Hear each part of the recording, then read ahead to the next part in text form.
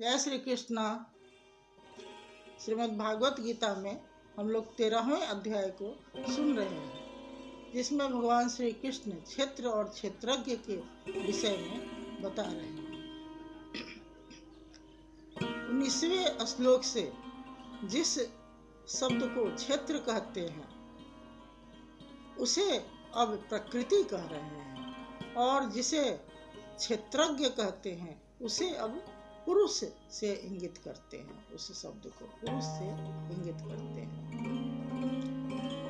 भगवान श्री कृष्ण कहते हैं 19वें श्लोक में, प्रकृति पुरुषः च एव विद्धि अनादि उभौ अपि विकारांच गुणांच एव विद्धि प्रकृति संभव। भगवान श्री कृष्ण यहाँ कहते हैं कि हे अर्जुन, प्रकृति और पुरुष दोनों को ही तू अनादि जान, अर्थात इसका ना आदि है न अंत है, और संपूर्ण विकार राग द्वेष आदि त्रिगुणमयी प्रकृति से ही उत्पन्न हुआ जान। और फिर अर्जुन कहते हैं, कार्य कारण कर्तृत्व हेतु प्रकृति उच्यते पुरुषः सुख दुखानां भोक्तृत्व हेतु उच्यते। कहते हैं कार्य और कारण। कार्य कारण किसे कहते हैं पहले ये सुन ले। कार्य कहते हैं 5 महाभूत, भूमि जल अग्नि वायु आकाश, और उसका 5 विषय शब्द स्पर्श रूप रस और गंध। यह 5 कार्य हुआ, और करण हुआ 13, मन बुद्धि अहंकार, श्रोत्र नेत्र त्वचा रसना घ्राण वाक हस्त पाद और गुदा। 13 यह हुआ करण। भगवान श्री कृष्ण कहते हैं कि कार्य कारण कर्तृत्व हेतु प्रकृति उच्यते। यह प्रकृति से इसको उत्पन्न करने का यानी कारण प्रकृति है, और पुरुष जो है सुख दुख भोगने का हेतु है, यानी उसमें स्थित होकर वह भोगता है।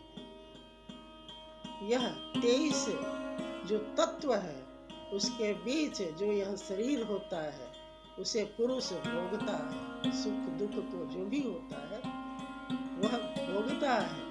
कहते हैं पुरुषः प्रकृतस्थि भुक्ते प्रकृति जान गुणा कारणम गुण संगस्य सद्य संन्योसी जन्मसु।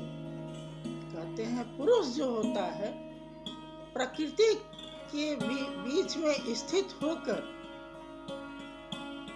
त्रिगुणमयी जो गुण त्रिगुणमयी है प्रकृति जो है उसके पदार्थों को वह भोगता है। कहते हैं और इसका जो गुणों का राग होता है वह अच्छी तथा बुरी योनियों में जन्म लेने का कारण है।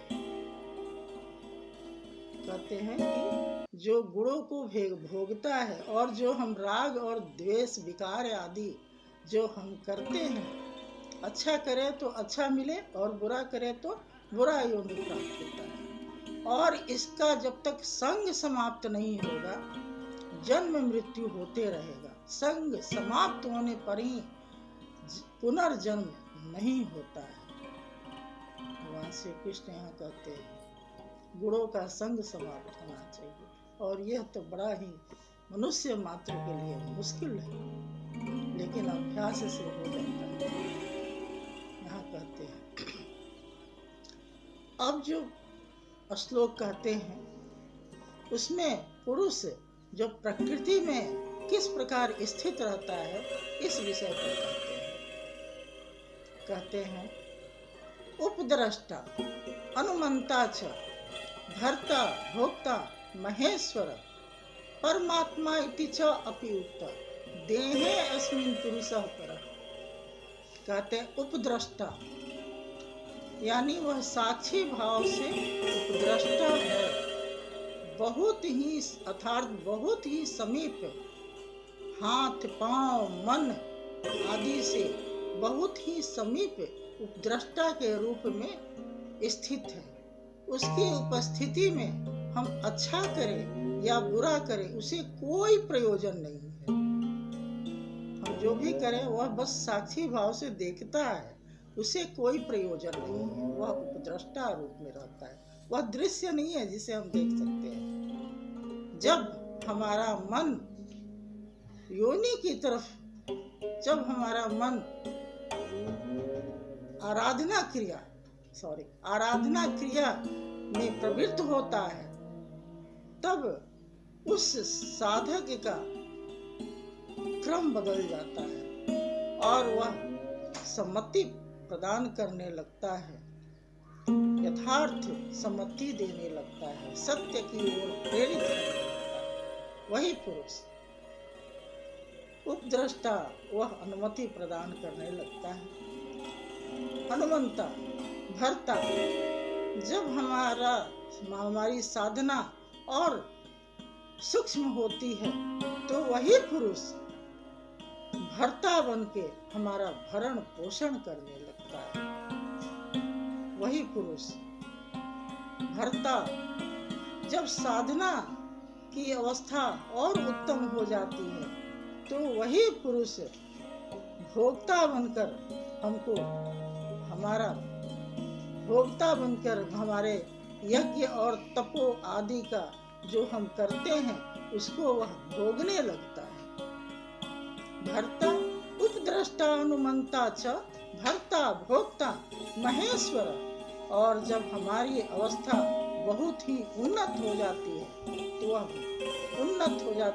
वह महेश्वर के रूप में परिणत हो जाता है। वही पुरुष का क्रम महेश्वर बन जाता है, वही पुरुष। और इससे भी उन्नत अवस्था जो आती है उसमें परमात्मा इति च अपि उक्त, वह परमात्मा के रूप में हमारे भीतर खड़ा हो जाता है। यानी पुरुष से आत्मा, जो जीवात्मा है, संग के साथ मिलने से वही पुरुष आत्मा परमात्मा कहा जाता है।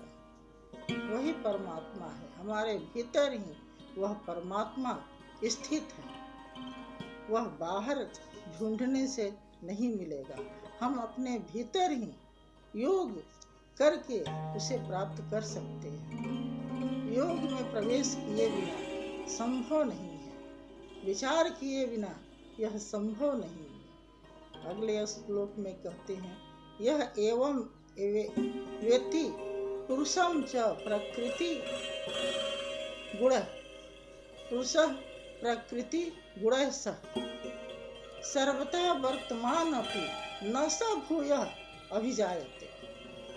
भगवान श्री कृष्ण यहाँ कहते हैं, यह इस प्रकार प्रकृति और पुरुष जो होता है, इसको तत्व से जो जान जाता है, वह गुणों के संग से संग को पूर्ण रूप से समाप्त कर देता है। वह पुनर्जन्म नहीं लेता, वह अपने स्वरूप को प्राप्त कर लेता है। वही परमात्मा है, उसका पुनर्जन्म नहीं होता है।